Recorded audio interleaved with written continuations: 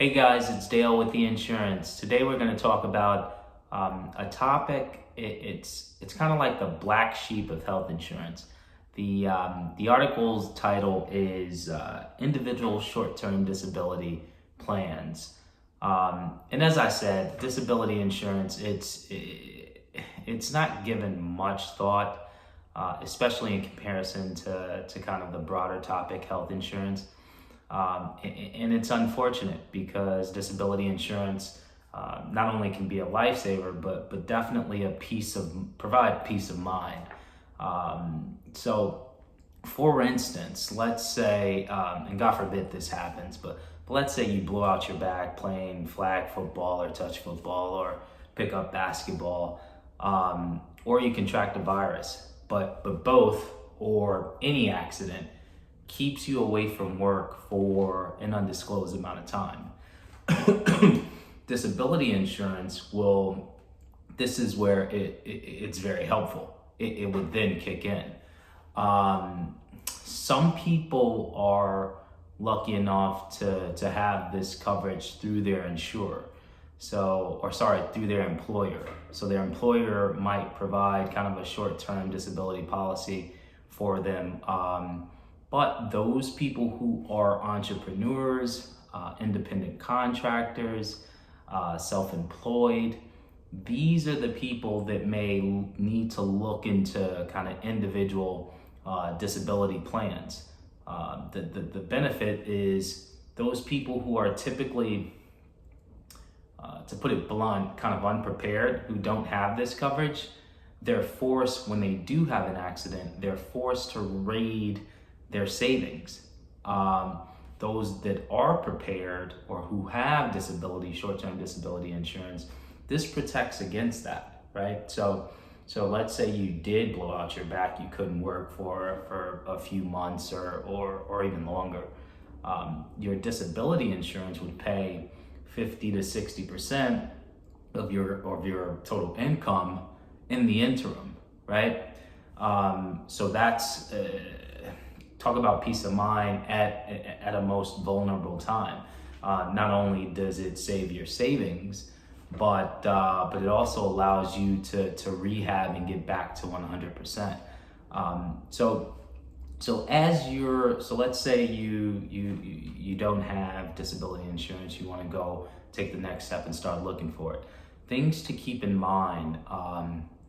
The pricing the rating is subject and a function of several different things. We'll talk about three. One is the amount of time that the amount of coverage and payments that you look for, right? So you can get a policy that essentially pays over a year, maybe a couple years, and that's obviously directly correlated with price. If you get a policy that pays over 2-3 years, then it's going to be more expensive. The other factor is a waiting period, and this is kind of a carrier's way to weed out the moral hazard issue, so to speak. Let's say you hurt your back today, and you have a strong inclination that you'll be out of work. You then go and buy a short-term disability policy the same day.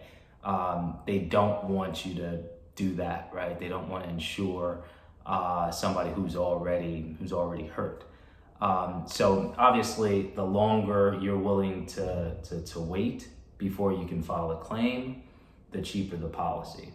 The third factor is pretty intuitive, and it's based on kind of your occupation, right? So the inherent hazard of what you do on a day-to-day basis. So a roofer is going to be more expensive than kind of a computer programmer, right? Someone who's sitting at the desk every day. And kind of to wrap up, another caveat to look for when you're searching for a short-term disability insurance policy is to make sure there's a clause. It's called the guaranteed clause.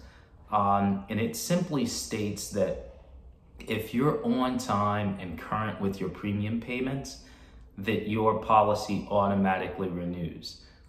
Given it's something that you only call upon or maybe even look at when you need it, you want to make sure that it's there when everything is kind of hitting the fan.